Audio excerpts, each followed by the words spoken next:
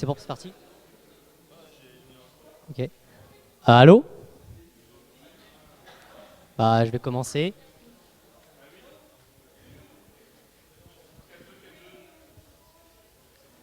Bon, donc pour commencer, je me présente. Je m'appelle Meven, je m'appelle Mevouk. Si jamais vraiment il y en a qui voient rien derrière, vous pouvez récupérer les slides à ce lien, mais bon, je pense pas que ce soit vraiment utile.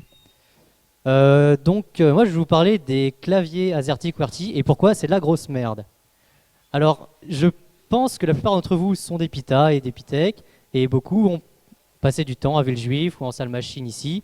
Je sais pas trop comment sont les claviers ici au KB, mais je pense qu'ils sont aussi nuls qu'à Villejuif. Et pour beaucoup, à mon avis, au début, c'était parfois je tombe sur un AZERTY, ok, bon, moi je sais à peu près comment ça marche parce que j'en ai fait pendant tout le lycée, tout le collège. Et puis, il y a un moment, je suis sur un autre clavier parce que j'ai changé de poste. Et là, oh là là, oh mon Dieu, je sais pas quoi faire parce que ce clavier-là, je le connais pas. Et donc, je tape super lentement parce que je sais pas, parce que je connais pas mon clavier par cœur, donc je peux pas switch en AZERTY comme ça. Alors, je vais vous expliquer comment éviter ce genre de choses notamment. Donc, je vais vous expliquer comment lutter et surtout combien ça coûte parce que c'est super intéressant de savoir combien ça coûte de changer de méthode. Alors, donc, je vais commencer doucement avec quelques définitions, un petit peu d'histoire. Et après, je vais expliquer pourquoi, quel est l'intérêt d'arrêter d'utiliser des claviers RT. Et ensuite, comment faire et quelles sont les bonnes méthodes à appliquer. Alors donc pour commencer, je vais faire un petit peu d'historique des claviers, d'Ikimap, etc. Puis un peu une mini terminologie sur qu'est-ce que c'est un clavier, etc. Donc, alors, le première époque, on a commencé à écrire. Donc c'était, comme je pense que vous le savez beaucoup, sur les machines à écrire. Donc vous savez, ces machines magiques où il y a une feuille de papier et puis le type tape sur des boutons et puis ça tape des caractères imprimés comme ça. Et puis, donc voilà, ça fait un petit peu ce qu'on... C'était juste ce qu'il fallait entre l'imprimerie de Gutenberg ultra lourde avec les grosses machines et puis l'écriture manuscrite. Donc là, on pouvait écrire rapidement avec des boutons sur une feuille de papier de façon assez jolie malgré tout. Et il s'est passé plein de choses que je vais vous expliquer jusqu'aux années 60 avec les premiers claviers d'ordinateur. Donc, qu'est-ce qui s'est passé pendant tout ce temps-là? Donc d'abord, c'est au 19e siècle que sont apparues les premières machines à écrire, avec une nécessité très rapide de normaliser la position des touches, parce que si tout le monde positionne ses touches n'importe comment, bah, c'est la grosse merde, personne ne peut... il suffit de changer de ville et puis vous ne savez pas comment ça marche, ce qui est normal. Et donc la première position adoptée, c'était la position alphabétique, où les lettres étaient écrites dans l'ordre alphabétique. Mais on s'est très rapidement rendu compte que pour des problèmes de rapidité et de précision, bah, c'était pas forcément utile parce que les lettres étaient positionnées un peu n'importe comment. Et puis en l'occurrence, à partir du moment où les dactylographes, donc les gens qui écrivent, se sont développés, on s'est rendu compte qu'ils étaient trop bons et qu'ils connaissaient trop bien leur clavier. Donc du coup, ils tapaient tellement vite, tellement bien, qu'il y a eu des soucis mécaniques qui sont apparus. Et donc on a mis au point la disposition QWERTY en 1873, donc à la fin du siècle quand même. Hein. C'est passé beaucoup de temps avant qu'on se rende compte que peut-être changer la position des touches, ça pouvait être une bonne idée. Donc on a créé la disposition QWERTY. Le but de la disposition QWERTY, c'était de ralentir un petit peu et d'ordonner les touches différemment pour des soucis mécaniques. Donc il n'y a pas que la rapidité, en fait, il y a aussi d'autres soucis mécaniques, notamment le fait que des touches qui étaient utilisées très fréquemment étaient se situaient très très près et du coup, pour des soucis de... En fait, il y avait des barres métalliques en dessous. Parfois, elles se cognaient les unes des autres et donc c'était pas top. Donc les sons QWERTY, c'était pas que pour ralentir le dactylographe, mais c'était aussi pour éviter que des touches soient mal placées entre elles et des concurrences mécaniques en dessous. Ça, c'est en 1973. Donc, ça, je vous ai expliqué. Et une vingtaine d'années plus tard, on s'est dit, bon, le QWERTY, c'est bien, mais nous, en France, on écrit dans une autre langue, et donc, c'est pas les mêmes touches qu'on utilise aussi fréquemment. Et donc, ils ont créé une disposition, la disposition QWERTY, AZERTY, que vous connaissez sûrement, enfin, que vous connaissez. Et en 1930, donc 60 ans plus tard, une autre disposition est apparue, le Dvorak. Donc je ne sais pas si vous connaissez. C'est une disposition optimisée qui, elle, est faite pour accélérer la frappe, où on a toutes les lettres très utiles sous les doigts. Je vais vous expliquer après. Donc ce qui est très intéressant de voir, c'est que le Dvorak est apparu 30 ans avant les claviers d'ordinateur. Donc je ne sais pas s'il y en a qui s'intéressent au Dvorak, mais on peut facilement penser l'inverse. Et moi, je trouve ça super intéressant comme anecdote. Bon, maintenant que je vous ai expliqué ça, commençons avec une petite terminologie. Alors, un clavier, c'est quoi? Donc un clavier, c'est juste le périphérique physique. Donc c'est juste un ensemble de touches les unes à côté des autres, où quand on appuie, il y a un signal électrique qui se crée, qui envahit l'ordinateur. Une disposition, alias keymap, qu'est-ce que c'est? Donc c'est l'interprétation logique de ces signaux électriques par ordinateur. Donc c'est l'OS ou le logiciel qui sait que si j'appuie sur cette touche-là, alors ça va écrire un A, ou bien si j'appuie sur cette touche-là, ça va ouvrir un nouveau fichier, etc. C'est ça ce qu'on appelle les dispositions keymap ou binding quand on est dans un logiciel. Donc c'est deux choses bien différentes. Il faut vraiment faire la distinction entre le clavier, la partie mécanique, et la partie logique, la keymap. Alors, donc, maintenant que je vous ai expliqué ça, on va voir un petit peu pourquoi changer d'habitude et pourquoi est-ce que c'est bien de réfléchir à son clavier. Donc, je vais d'abord vous expliquer pourquoi c'est inadapté à l'usage qu'on a, les claviers RT, pourquoi ça peut provoquer une frappe plus lente qu'autre chose, et puis il y a plein d'autres petites raisons. Donc, c'est inadapté parce que il n'y a pas tous les caractères sur les keymap par défaut. Donc, on pense notamment au QWERTY qui par défaut ne gère pas tout ce qui est accent, etc. Mais même l'AZERTY, il y a plein de trucs qui ne gèrent pas, comme le CCD majuscule, le E majuscule, le E dans l'A et le E dans l'O, par exemple, qui sont quand même des caractères qui existent en français et dans d'autres langues latines, et donc on pourrait aimer les avoir sur son clavier, même si on les utilise moins fréquemment. Ces touches sont mal réparties, puisque je vous rappelle qu'elles ont été pensées juste pour ralentir la frappe et puis pour éviter des problèmes mécaniques, et pas du tout pour optimiser la frappe du dactylographe à l'époque. Et donc, elles ne sont pas réparties pour l'usage qu'on en a. De plus, ces dispositions peuvent provoquer une frappe plus lente, parce que il y a des touches qui sont très éloignées, mais qui sont malgré tout ultra utiles, comme la touche entrée ou la touche échappe, qui sont parmi celles qu'on utilise le plus, mais qui sont paradoxalement parmi les plus éloignées du clavier, ce qui peut être assez dommage. Voilà, en plus comme je disais juste avant, il n'y a aucune logique dans la disposition des lettres. Aujourd'hui, l'époque des machines à écrire, il y avait une logique, maintenant il n'y en a plus. Et les dispositions classiques, du fait de leur popularité, peuvent inciter l'utilisateur à regarder son clavier. Et donc à taper plus lentement, parce qu'au moment où il regarde, il perd une demi-seconde, un quart de seconde, et donc il tapera un petit peu moins lentement que s'il le connaissait par cœur. En fait, en disant autre chose, on est plus poussé à apprendre son clavier par cœur. Et comme autre raison que je pourrais citer, alors déjà, le fait que les touches soient mal réparties, ça provoque une mauvaise position des mains par rapport à la fréquence des touches, et mauvais usage des doigts aussi. Et donc, à terme, mais bon, ça c'est commun à peu près à tous les claviers, pas que à la AZERTY QWERTY, il peut y avoir des problèmes d'arthrose. Mais bon, ça, après tout, c'est pas que la AZERTY QWERTY, c'est aussi juste le fait que les gens, moi aussi je fais cette erreur-là, utilisent des claviers qui ne sont pas faits pour être utilisés tous les jours pendant toute une vie, et donc peuvent à terme faire des soucis de santé. Et puis en plus, c'est quand même super cool de se dire à quelqu'un, alors moi je n'utilise pas QWERTY ni AZERTY, c'est vachement ridicule, mais j'utilise autre chose. Là, on a une petite fierté quand même. Moi perso, être là devant vous, expliquer tout ça, je me sens super, super fier de moi. Alors maintenant, je vais expliquer comment changer vos habitudes. Donc, on peut changer de keymap, on peut changer de clavier, il y a juste les habitudes en elles-mêmes à changer, et puis aussi il y a toute une notion d'apprentissage, comment apprendre tous ces changements de moyens, etc. Donc, changer la keymap. Déjà, c'est gratuit. Une keymap, c'est gratuit, ça coûte rien du tout, c'est logique, c'est l'ordinateur. C'est bien, c'est gratuit. Donc, évidemment, ce qui est mieux, c'est d'utiliser une keymap qui est adaptée à l'utilisation de son clavier.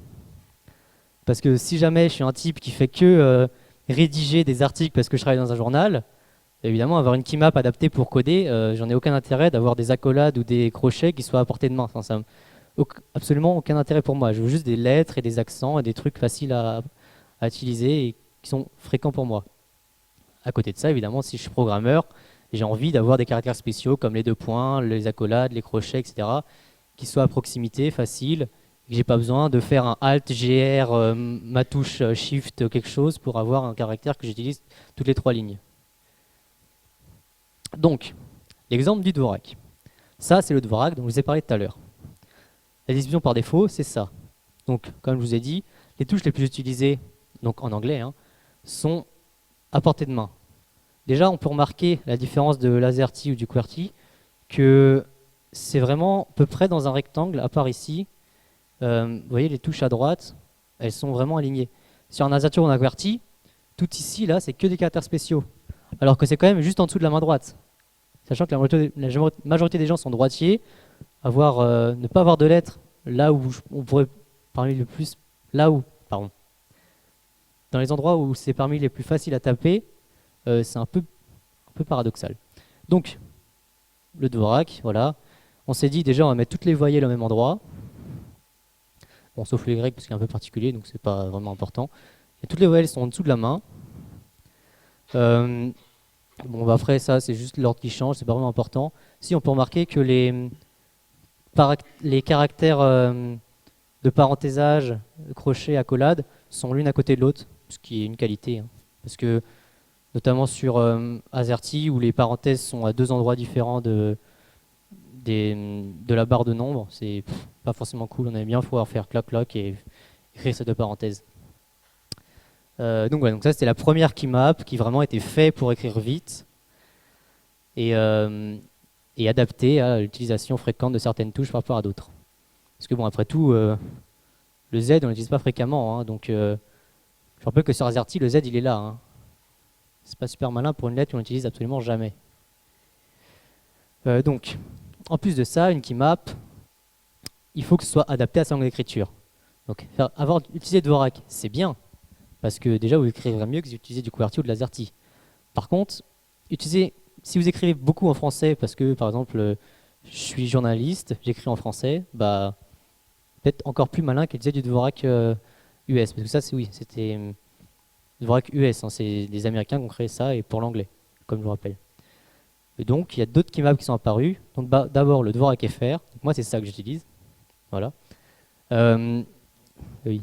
Donc, comme vous voyez, il y a par défaut des caractères français, le CC-DIG, le A accent, le E accent, le E grave, qui sont des caractères aussi fréquents en français que des lettres comme le K ou le R, qui sont assez fréquentes malgré tout.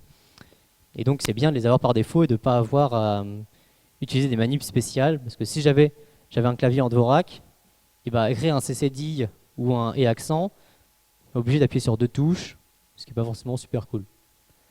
Donc voilà, en plus on peut remarquer que par rapport au Dvorak classique, il y a un tas de touches en plus qui sont mises en bleu, qui sont en fait des touches échappées.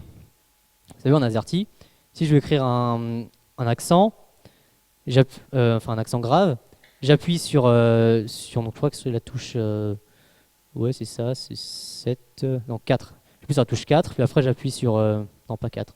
En vrai, je m'en bats les couilles parce que moi j'utilise pas ça. J'appuie sur une touche, et après j'appuie sur une voyelle, et puis ça me fait ma voyelle avec un accent. Bah là c'est pareil, c'est le même principe, c'est l'échappement. Donc là, on devra faire. J'appuie sur le 8, et après j'appuie sur G, ça me fait un signe euro, enfin le symbole de l'euro. Là, on voit qu'il y a pas mal de caractères qui sont accessibles comme ça. Même des caractères peu courants, comme ces trois-là. Mais après, il y en a qui sont pratiques, comme les guillemets françaises, qui sont différentes des guillemets américaines, je vous rappelle. Et voilà. Après, comme défaut que je pourrais citer sur cette keymap-là, bien que j'utilise souvent, c'est le fait que les accolades soient à échapper. Et personnellement, c'est le seul défaut vraiment que je trouverais, vu que le reste, je trouve ça super cool. Après le Dvorak FR, il y a d'autres Français qui y ont travaillé et qui ont créé le Bepo. Le Bepo, c'est une autre keymap française. Donc là, comme on voit, le E grave et le E accent sont accessibles de la même façon. Là, le E grave et le E accent sont pas sur la même ligne, donc on peut y accéder pareil, mais bon, voilà, c'est un petit peu changé. Moi, j'aime pas le Bepo parce que, en l'occurrence, des trucs comme les crochets, ils sont à échapper aussi. Même le slash, le backslash, personnellement en tant que programmeur, c'est des trucs que je dis assez souvent et donc j'ai pas forcément envie de les échapper aussi souvent que les accolades qui sont déjà un petit défaut en Dvorak FR. Mais malgré tout, le Bepo est une très bonne keymap. Je crois qu'il y a des gens dans cette salle. Ah non, je crois que Aris l'utilise mais il est parti. Et bon, Ils en disent évidemment que du bien, parce que chacun dit du bien de sa keymap. Donc, j'ai de keymap. Évidemment, il faut avoir une langue adaptée, c'est intelligent. Aussi, faire son propre mapping, ça peut être assez intéressant, notamment sur un logiciel qui est utilisé très fréquemment. Maintenant, par exemple, j'utilise très souvent Photoshop en tant que graphiste. Bah, quand j'ai changé de keymap, j'ai changé mes bindings aussi, parce que j'avais envie qu'il y ait des trucs qui restent un petit peu par rapport à mes habitudes, et j'étais plus rapide avec mes bindings, mon mapping. Puis voilà, en plus, si jamais vous trouvez qu'il y a des défauts sur ces deux-là ou sur le Dvorak, bah, vous pouvez toujours inverser des touches, etc. Comme inverser Caps Lock et espace. Truc très très classique, parce que malgré tout, Caps Lock c'est super, c'est juste à côté de son petit doigt, Échappe c'est loin, et malgré tout, Caps Lock on l'utilise jamais. Moi je dis jamais, j'utilise Shift, et Échappe on l'utilise bien vachement plus souvent. Donc ça peut être intelligent de les swap. Je vous rappelle que le mapping c'est seulement logique, donc je peux dire à l'ordinateur, alors ça c'est ma touche Échappe, et ça c'est mon Caps Lock. Lui il va dire ok. Donc maintenant quand tu appuies ici, tu vas faire Caps Lock, quand tu appuies ce sera Échappe. Même si sur la touche c'est écrit autre chose, on s'en fiche complètement. Donc ça peut être un mapping intéressant à faire. On peut utiliser des macros, certains claviers, souvent des gros claviers comme des claviers de gamer ou des claviers de bureautique et tout, ont des touches en plus sur le côté ou en haut. Faire des macros, c'est une petite qualité, hein. Si par exemple je fais de la bureautique et à chaque fois que j'arrive sur mon ordi, j'ai toujours envie d'ouvrir Word parce que je travaille avec ça, bah, ça peut être utile d'appuyer juste sur une touche, d'ouvrir Word et voilà, je peux bosser. Bon, voilà. Chacun a ses habitudes et ça c'est bon voir de chacun et qu'est-ce qu'il utilise fréquemment. De plus, on peut configurer des touches pour être ce qu'on appelle des touches mortes. Donc il y a notamment l'exemple de la touche Compose. Donc la touche Compose était une touche qui existait dans les vieux claviers ordinateurs, certains. En fait, il y avait une touche toute seule qui servait juste à échapper plein de caractères en plus que l'accent, etc. Donc par exemple, si jamais j'ai une keymap comme le Dvorak qui ne prévoit pas tous les accents, etc. en français, mais que j'ai envie de l'utiliser parce que j'utilise ça depuis 3 ans par exemple, et je me dis bon ça fait 3 ans que j'écris sans espace, je commence à vouloir écrire des trucs intelligents, donc ce serait bien que ça ressemble un peu à du français, donc j'ai envie d'écrire non pas des espaces, des accents, pardon. Et donc on peut configurer une touche, les gens utilisent là souvent la touche Alt-GR, vu qu'elle n'est pas très utilisée, donc on peut se permettre de la sacrifier à autre chose. Donc je vais chercher un petit peu parce que voilà, c'est chacun config sa touche compose comme il veut. Et du coup après, si par exemple je suis sur Dvorak, j'écris compose E, bah, ça va me faire un E accent, c'est cool. Voilà. Par exemple, compose C, ça va me faire un CCD, ou compose SS, ça va me faire le signe paragraphe parce que ça ressemble un peu à 2S. Voilà, c'est ce qu'on peut faire aussi. Donc, une deuxième possibilité pour changer, pour arrêter d'utiliser ce que tout le monde utilise, c'est changer son clavier. Parce que bon, faut le dire, hein, les claviers de SM, c'est de la grosse merde, hein, vraiment.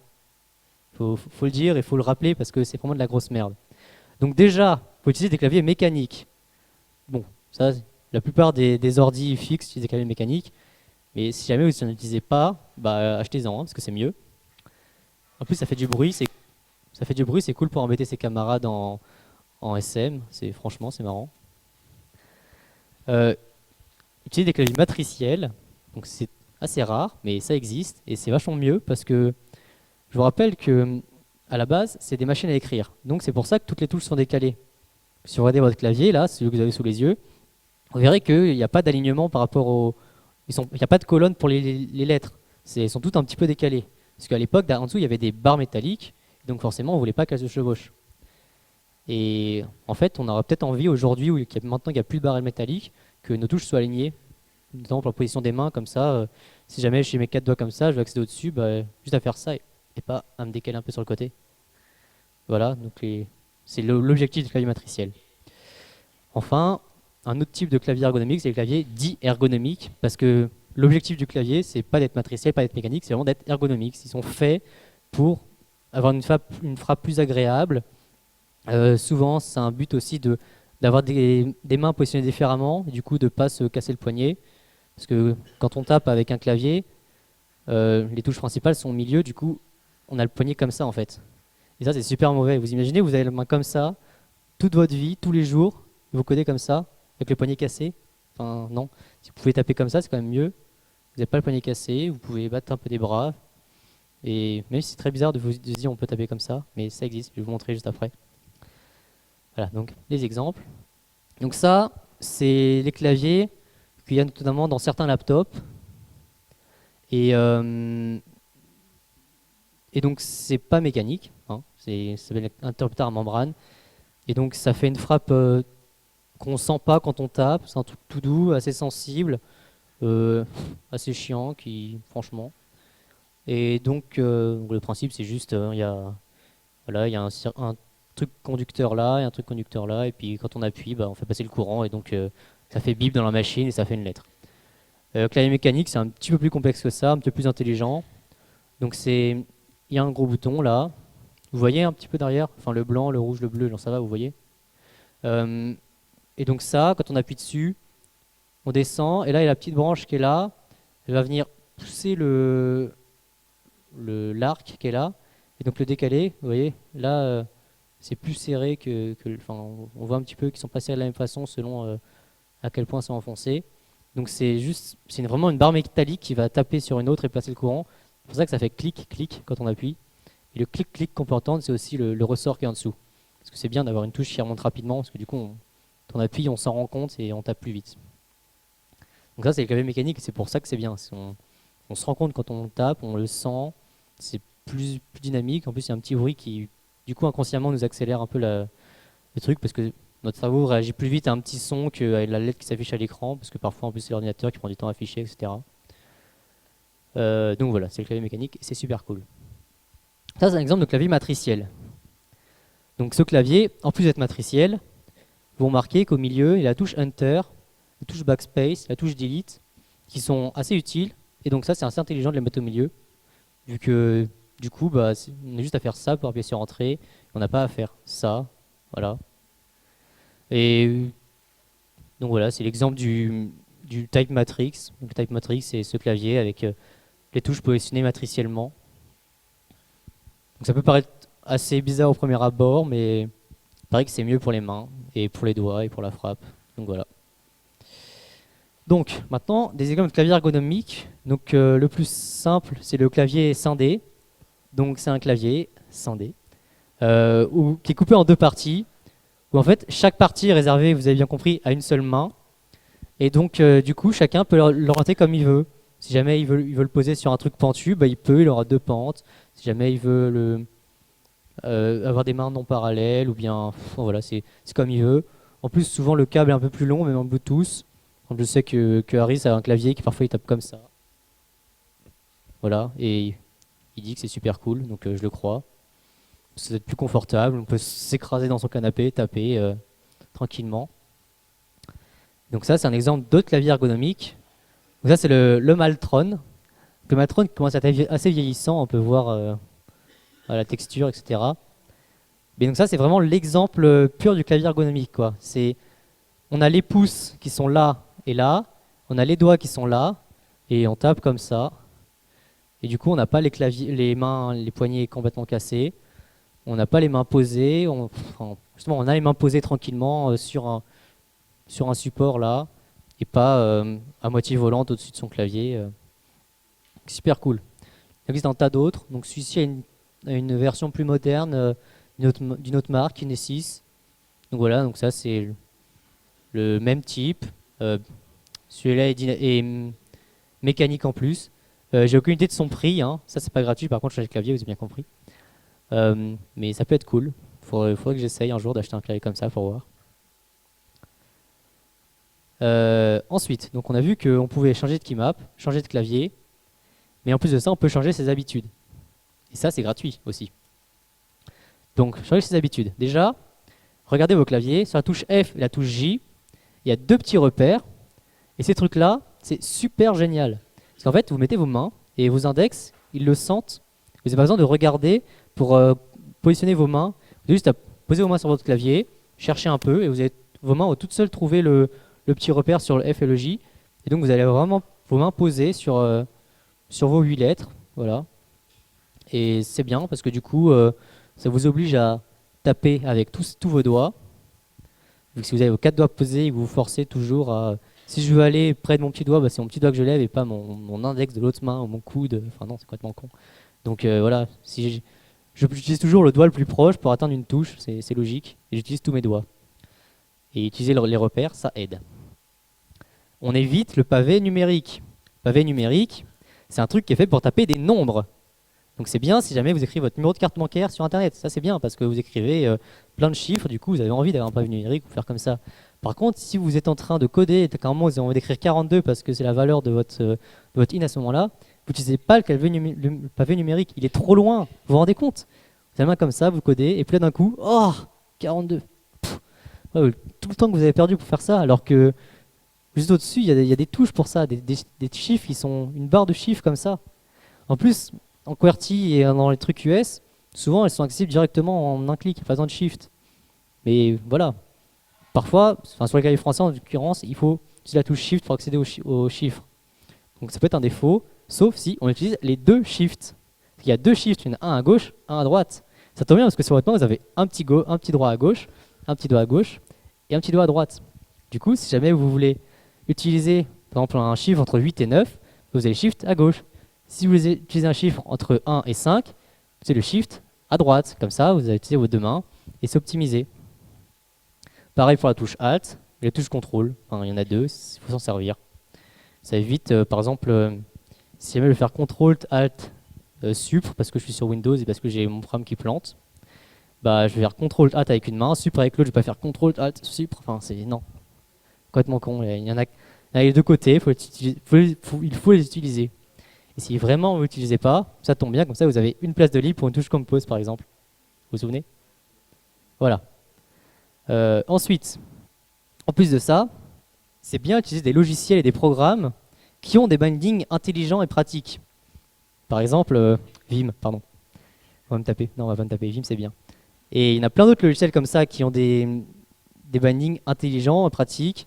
En plus, souvent, par exemple, quand il y a une interface graphique, souvent, c'est tout le temps les mêmes. Par exemple, CTRL-O pour ouvrir un fichier, des trucs comme ça. CTRL-Q pour quitter.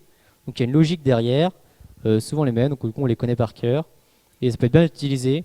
Parce que aussi, hein, en plus d'avoir un pavé numérique loin, la souris c'est super loin aussi. Si vous êtes sur votre ordi, vous êtes sur Google, vous tapez, au moment où vous voulez quitter Firefox ou Chrome, bah plutôt qu'aller prendre votre souris, décaler sur la croix et de cliquer, vous faites CTRL-Q, ça quitte. Hey ouais, ça marche. Donc il faut l'utiliser, hein, c'est beaucoup plus près et beaucoup plus rapide. Donc voilà, c'est une bonne habitude à prendre. Et puis enfin, si jamais ça ne vous convient pas les trucs par défaut ici, bah vous les configurez vous-même, c'est toujours possible. Surtout sur un truc comme Linux où vous avez directement accès au fichier config, souvent c'est textuel, c'est simple. Bon, sur Windows, souvent vous pouvez le faire aussi, c'est plus chiant, mais c'est possible. Et voilà, il faut le faire. Maintenant, vous savez pourquoi changer vos habitudes, comment les changer, quoi faire, etc. Maintenant, on va parler un petit peu de l'apprentissage, parce que malgré tout, on ne change pas comme ça du jour au lendemain de keymap ni de clavier. Donc l'apprentissage, c'est gratuit aussi. Je pense qu'il y a des gens qui doivent faire des cours payants, mais ça n'a aucun intérêt, et n'y allez pas, c'est gratuit. Donc, c'est gratuit, et la meilleure chose pour moi, c'est de faire des tests en ligne. Donc, par exemple, le site 10fastfingers.com. Donc là, en fait, c'est juste des mots comme ça, en français, en anglais, en russe, en polonais, qui se suivent, et il faut les écrire le plus vite possible, et vous saurez comme ça, vous saurez votre nombre de mots par minute, et vous verrez progresser. Franchement, vous progressez assez vite. Et c'est comme ça que j'ai appris le Dvorak FR quand je me suis mis. Ça m'a pris 2 semaines quand même, hein, de pouvoir taper aussi vite que je tapais avant. Donc il faut avoir du temps libre. Hein. Je pense pas que c'est un truc qu'on fait dans son dernier week-end de 42 SH en engin, de changer de binding, de clavier, etc. Par contre, il y a plein de spé dans cette salle. Vous partez à l'étranger la semaine prochaine. Il paraît qu'à l'étranger, on a plus de temps qu'à Villejuif. Donc, c'est la meilleure occasion du monde pour faire ça. En plus, c'est juste avant l'engin. Du coup, en engin, vous taperez plus vite et vous serez meilleur. Parce que bon, on sait jamais, hein, peut-être. Donc évidemment, vu que ça prend du temps, il ne faut pas avoir peur d'être lent le premier jour. Il y a un moment où vous allez télécharger, si vous avez besoin de télécharger, ou juste changer votre config pour avoir un autre binding, un autre keymap, bah, ça va vous faire chier. Des gens qui pensent à des trucs très cons, comme par exemple imprimer les lettres une par une et les recoller sur son clavier. Alors ça, non, celui qui fait ça ici, je le tue. Parce que ça vous oblige à regarder votre clavier et vous allez écrire encore plus lentement qu'avant. Alors que si jamais vous imprimez la feuille, vous la posez à côté de vous, vous la cachez dans votre tiroir et que vous écrivez, et que vous la sortez que quand vraiment, ah, oh là, j'ai besoin d'un underscore, j'en ai pas tapé depuis 3 jours, il est où déjà? J'ouvre mon tiroir, je la sors, je la regarde, je la retiens, je la re-range, ma feuille, et là, voilà, je m'en souviendrai très bien. Et c'est comme ça qu'on apprend à utiliser par cœur un clavier. Moi, mon clavier, j'utilise par cœur, hein. Et c'est bien, on tape plus vite. Et donc je vais terminer avec une super slide, une super citation de Mandela, qui a dit un jour: je ne perds jamais, soit je gagne, soit j'apprends. Donc, apprenez s'il vous plaît. Est-ce que vous avez des questions, pardon? Tu peux donner le micro ou quelqu'un? Merci.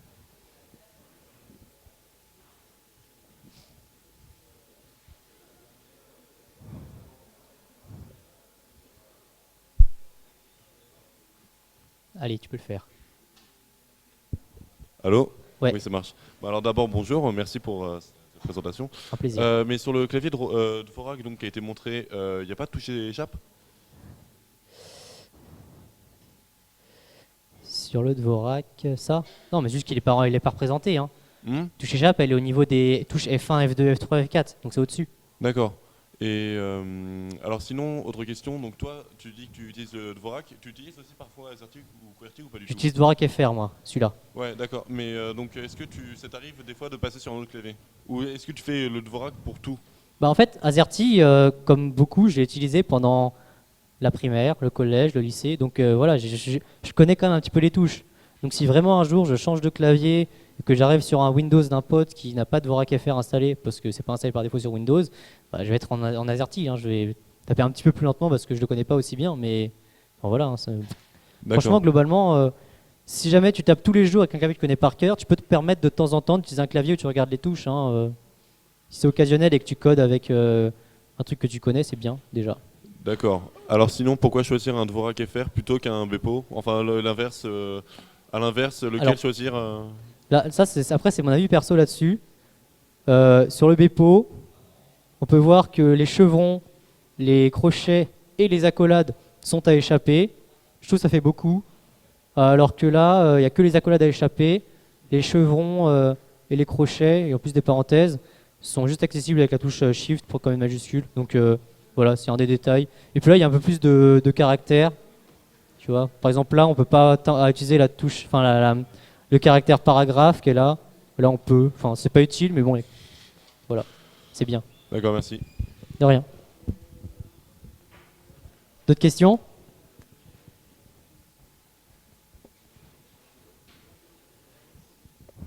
Sur le Dvorak FR, elle est pas un peu bizarre la touche Z parce que, enfin, elle est pas, enfin, super accessible.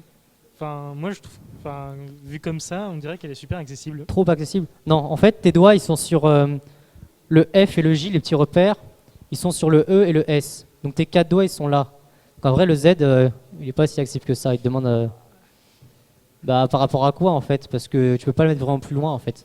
Enfin, moi, quand je pose ma main, enfin, ça tombe bien sur. Je sais pas. En fait, non, non, tu tombes facilement sur le K. Je t'assure. Parfois, ça m'arrive de vouloir écrire un Z et j'écris un K tellement le K est plus simple. Et puis de toute façon, enfin, après tout, comme je t'ai dit, où le mettre ailleurs, hein, tu pourrais le mettre là éventuellement, mais bon, ce serait vraiment juste exprès pour le mettre loin, hein. Il est déjà assez dans le coin comme ça, c'est déjà bien. Pas d'autres questions? Très bien, merci à tous.